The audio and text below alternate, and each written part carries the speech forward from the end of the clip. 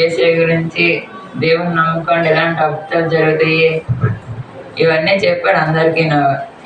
అయినా సరే అది ఎవరికి నచ్చలేదు. అక్కడున్న వేరే ప్రజలు కాదు, ప్రెసిడెంట్ అంటారు కదా, ఊర్లోనే సంఘ పెద్దలు అంటారు కదా, ప్రెసిడెంట్కి సర్పంచ్లకి అది ఎవరికి నచ్చలేదు అతను చెప్పడం. ఒక దోషిగా కనబడ్డాడు వాళ్ళకి. ఎందుకంటే అందరినీ ఏసీ దగ్గర తీసేసుకొని టీవీకేట వస్తుంది ఇంకా అనేసి నచ్చలేదు. అదే ఒక నేరంగా కనబడ్డది వాళ్ళకి. కానీ ఏసీ ఎప్పుడు అబద్ధం చెప్పలేదు, నేరం చేయలేదు. ఆ ప్రవర్తలు అందరూ వెళ్ళి ఇప్పుడు పిఎం అంటారా,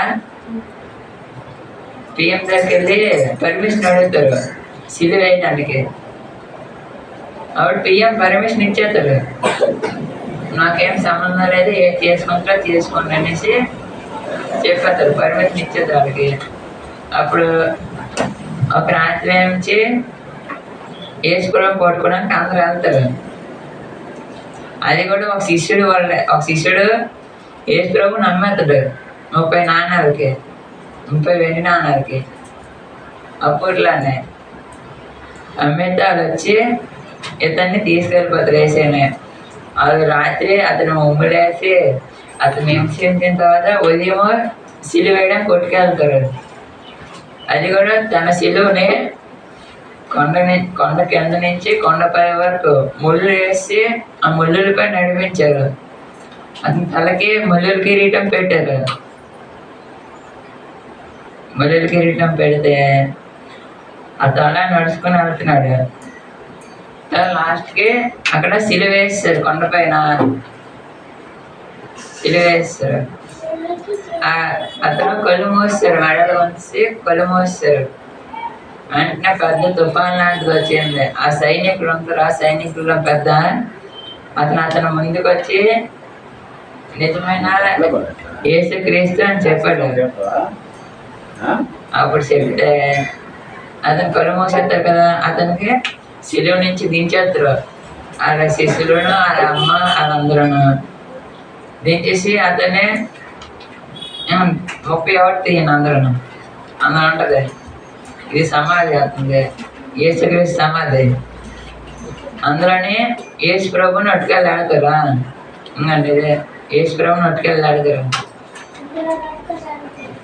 అందులో పెడతారు. పెట్టిన 3 రోజుల తర్వాత అతను ఉదయం లేచి వెళ్ళిపోతారు. అదే ఆదివారం మనకి గుడ్ ఫ్రైడే, పుట్టినరోజు కాదా. అందులో నుంచి లేచి వెళ్ళిపోతారు.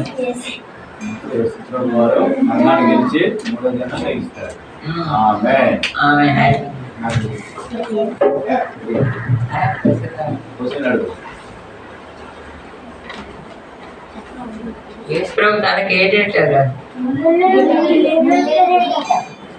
దేని మీద నడిచారు, దేన్ని పట్టుకొని నడిచారు, ఎన్ని నాణాలకి అమ్మేశారు, ఏ నాణాలు అవి, ఆ ప్రదేశం పేరేం పేరు, ఎంత సిలివేసి ప్రదేశం పేరేం అంత వాటికి ఇక ఇదంతా నీ ప్రవర్తన అధికారం చెప్పుకోండి. యెహోవా నా కాపరి, నాకు లేమి కలగదు. చెప్పండి.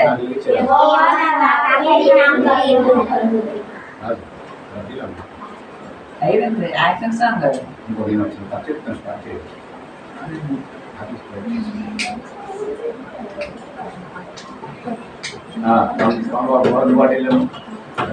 అందరూ బాగున్నారా? తెల్లవారు 2 గంటలు లేచారు ఇవాళ మీరు? అసలు 6 లేచారు. లేచి బ్రష్ చేసి పానం చేసుకుని అసలు మీరు 2 గంటలకు ఉండాలి ఇంటి దగ్గర. 5:15 ఉండాలి. నేను వచ్చేసరికి 5:15 ఉంటే నేను వచ్చి 7 గంటలకు వచ్చేసి రెడీగా సిద్ధపరిస్తే అందరిని తీసుకుంటే టైం పడుతుంది. మనం ఇవాళ చూసా చాలా టైం అయిపోయింది. ఈరోజు 8:20 అయిపోయింది. మనకు దేవుని మాటలు వెంటనే మనం చెప్పుకోవాలి. ఈరోజు మనం నోవహు వాడ అనేటువంటి చిన్న చరిత్ర చెప్పుకుందాం. దేని గురించి? నోవహు వాడ. నోవహు తయారు చేసినటువంటి వాడ. దేవుడు అందరూ వినండమ్మా, భూమిని ఆకాశాన్ని సృష్టించిన తర్వాత మొట్టమొదటి ఎవరు సృష్టించాడు? ఆదాముని, ఒక మనిషిని. ఆయన పేరు ఏం పేరు? ఆదాము. ఏం పేరు భరత్? ప్రణీత్ ఏం పేరమ్మా? ఆదాము. ఉత్సాహం ఏం పేరు? ఆదాము. ఆదాముకి దేవుడు ఒక అవ్వని తయారు చేశాడు. అర్థమైందా? ఆమె ఆదాము అవ్వ, ఈ అంటారు అమ్మాయి ఆవిడని. అయితే వాళ్ళకి పుట్టినటువంటి పిల్లలు బాగా పెరుగుతారు. చాలా మంది అయిపోయిన తర్వాత ప్రపంచం అంతా కూడా నిండిపోయింది ప్రజలతోని. అప్పుడంట వినండి నాన్న, కూర్చోరా కూర్చోరా, సిట్ రైట్ అంటే అర్థం ఏంటి? కాళ్ళు చేతులు మఠం వేసుకొని కూర్చోవాలని అర్థం. మీకు స్కూల్లో చెప్తాను కదా, సిట్ రైట్ అంటే ఎలాగనే అలాగా. అయితే అమ్మ, ఇప్పుడు మనుషులు చంపుకుంటున్నారు అనేక రకాలుగా. ఎలాగున్నారు? దుర్మార్గంగా ప్రవర్తిస్తాను. కొండబాబు, మళ్ళీ నేను ప్రశ్న అడుగుతాను, ఉత్సాహ ప్రశ్న అడుగుతాను. వాళ్ళు ఎలా ప్రవర్తిస్తారో ఉత్సాహ చెప్పాలి. ఎలా ప్రవర్తిస్తారు వాళ్ళు? ఎలా ప్రవర్తిస్తారు? దుర్మార్గంగా ప్రవర్తిస్తూ ఉన్నారు. దుర్మార్గంగా ప్రవర్తించినప్పుడు దాయమ్మా తల్లి, లేట్ అయిపోయిన తల్లి, నువ్వు ముందు వచ్చి వెళ్ళాను. అలా కూర్చి తెచ్చి రాక్కేరా, కూర్చేసి మాకు యాకరా అమ్మా వచ్చేసారు. అవునండి వచ్చేసారు. సరే, ఈ కథ అయిపోయి నీకు ఇస్తాను, సెకండ్ ముగిస్తాను చెప్పబడి. అయితే ఎప్పుడైతే ఇంకో బుక్ ఇవ్వండి అర్థరికి రాదు, 2 బుక్లు చిన్న బుక్లు అండి. అక్కనే అర్థరికి బాబాలకి మీరు బుక్ పెట్టుకోండి. ఎవరి బుక్ వాళ్ళే పట్టుకోవాలి, ఎవరి బుక్ వాళ్ళకే ఉండాలి. ఎప్పుడైతే వినండి నాన్న, అరకు బుక్ ఎప్పుడైతే దుర్మార్గంగా ప్రవర్తిస్తారో అప్పుడు దేవుడు కోపం వచ్చింది. చూడండి, మీరు తండ్రి మాట వినపోతే, మీ నాన్న మాట వినపోతే మీకు కోపం వస్తుంది రాదా? మీ నాన్న కోపం వస్తే చేస్తారు, అప్పుడు తక్కువని కొడతారో కొట్ట. అప్పుడు ఏం చేస్తారు? మీరు లీవ్లు అవుతారు. అమ్మ మరి నేను అల్లరి పెట్టను అంటారు. అల్లరి పెట్టకూడదు అందుకనే. అయితే దేవుడు మనకి ఎలాంటి వాడు? తండ్రి లాంటి వాడు కాబట్టి తొందరగా మనము ఆయన మాట వినడానికి ఇష్టపడాలన్నమాట. ఎప్పుడైతే ఇష్టపడ్డామో, తల్లి వినండి, బాగా వినండి, ఎప్పుడైతే ఇష్టపడ్డామో దేవుడు మనల్ని దీవిస్తాడు, ఆశీర్వదిస్తాడు. మనల్ని ఎంతగానో అన్ని మనకు కావాల్సినవన్నీ దేవుడు ఇస్తాడు. ఆరోగ్యం ఇస్తాడు, చదువు ఇస్తాడు, జ్ఞానం ఇస్తాడు. అయితే ఈ ప్రజలు ఎవ్వరు కూడా వినలేదాడు దేవుని మాటలో. దేవుడు యేసయ్య చెప్పిన మాట ఎవ్వరు వినకపోతే ఈ ప్రపంచం అంతటినీ కూడా నాశనం చేస్తాను అనుకున్నాడు దేవుడు. ఏం చేద్దాం అనుకున్నాడు? నాశనం చేద్దాం అనుకున్నాడు దేవుడు. ఆలోచన పుట్టింది. మరి ఆలోచన పుడితే మళ్ళీ మనుషులు ఉండాలి కదా. అప్పుడు అక్కడ ఉన్నటువంటి ఎవరున్నారు? అక్కడ నోవహు తాత ఉన్నారు. ఎవరు? నోవహు తాతయ్య ఉన్నారు. నోవహు తాత ఎప్పుడైతే ఉన్నారో, నోవహు తాతయ్య అంట ఆ తరం వారి అందరిలో నీతిపరుడును నిందారహితుడిగా ఉన్నాడు. ఎలాగున్నారు? నీతిపరుడు, నిందారహితుడు. ఇప్పుడు మనం కూడా ఎలా ఉండాలా? దేవుని సన్నిధిలో నీతిగా, మంచిగా, చక్కగా అబద్ధాలు ఆడుకుంటా, వేలేసి స్నానం పానం చేసి చదువుకొని మంచి మార్కులు తెచ్చుకోవాలా. అప్పుడు దేవుడు మనల్ని దీవిస్తాడు. అయితే ఎప్పుడైతే నోవహు తాతయ్య ఎలా ఉన్నాడో, ఎప్పుడైతే అలా ఉన్నాడో అప్పుడు ఏం చేశారు తెలిసిన? అప్పుడు యేసయ్య నోవహు తాత అంటారు, నోవహు నువ్వు ఒక వాడ కట్టు అన్నాడు. వాడ కట్టి నువ్వు వాడలోనికి వెళ్ళిపో, నేను ఈ ప్రపంచం అంతటినీ కూడా నీటితోనే నాశనం చేస్తాను అన్నాడు. దేంతోనమ్మా? నీటితో నాశనం చేస్తాను అన్నాడు. జలంతో నాశనం చేస్తాను అన్నాడు. ఎప్పుడైతే జలంతో నాశనం చేస్తామన్నాడో వెంటనే నోవహు అడుగుతున్నాడు, అయ్యా మరి ఎలాగా, మరి నాశనం అయిపోతే ఎలాగయ్యా అంటే, నువ్వు ప్రకటించు, దేవుని మాటలు నువ్వు చెప్తే అలాగని యేసయ్యని దేవుని నమ్ముకుంటే అందరినీ కూడా రక్షిస్తాను, నా వాళ్ళకి వచ్చిమను అన్నాడు. అయితే అందరూ కూడా హేళన చేస్తాను. యేసయ్య మాటలు చెబుతుంటే అందరూ కూడా ఏం చేస్తారో, దేవుడు నాశనం చేస్తారట ప్రపంచం అంతా. దేంతో నాశనం చేస్తాం అన్నాడు? నీటితో, వర్షంతో. దేంతోనమ్మా? వర్షంతో నాశనం చేస్తే. ఇది చచ్చిపోతారుగా జనాలందరూ. అయ్యో చనిపోతే పరిస్థితి ఏంటి అనేసి ఒక వాడ తయారు చేసి, ఆయన వాడ తయారు చేస్తూనే ఉన్నాడు.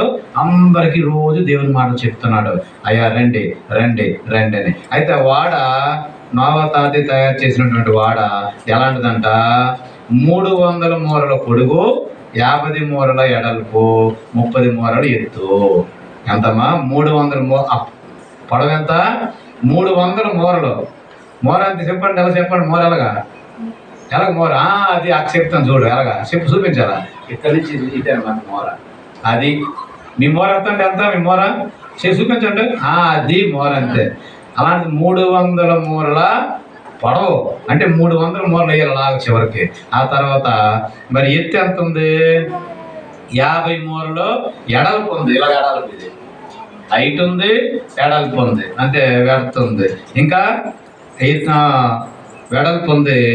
దాని యొక్క ఎత్తు ఎంత ఉంది? హైటు 30 మూరలు, అంటే ఇంకా ఎక్కువగా హైట్ ఉందన్నమాట. అగో చిన్న పాప వస్తారండి అమ్మ, రండి రండి రండి, రావాలి రావాలి రావాలా. కూర్చున్నా, శబాష్ శబాష్ శబాష్.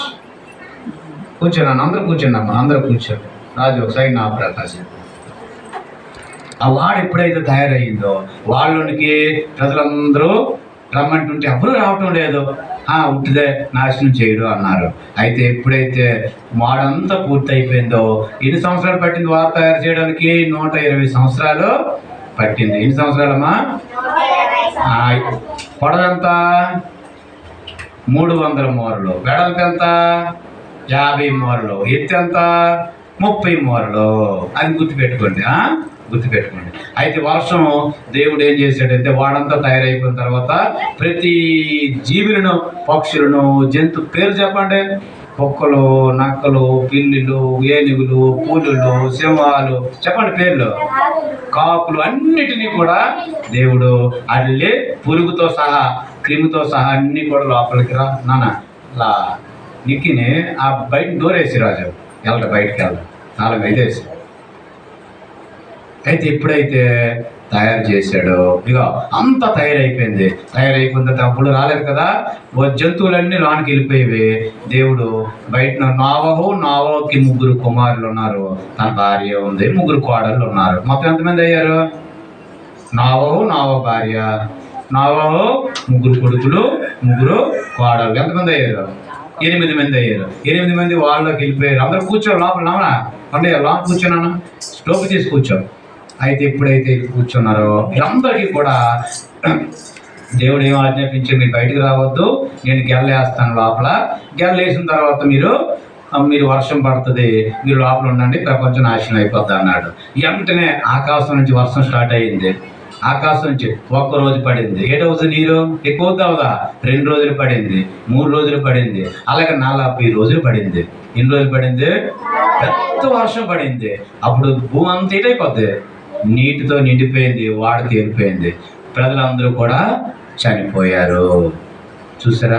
అప్పుడు మళ్ళా ఆ వాడలోనికి ఉన్నటువంటి 8 మందే బ్రతికారు.